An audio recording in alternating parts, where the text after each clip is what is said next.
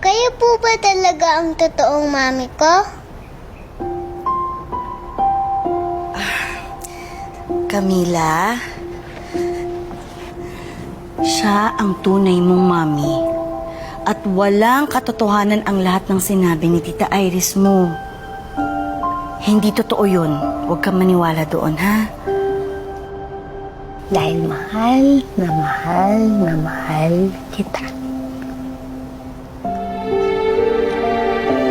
Camila, sorry ha.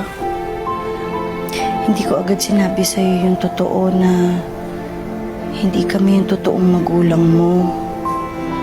Sorry, anak. Ayaw ko ba nun? Dalawa na yung mommy mo. Ang daming nagmamahal sa'yo. Nagsobra, sobra, sobra. But sino po ba ang totoong daddy ko?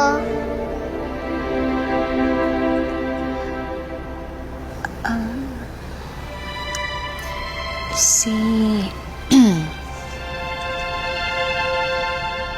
si Ninong Tyrone.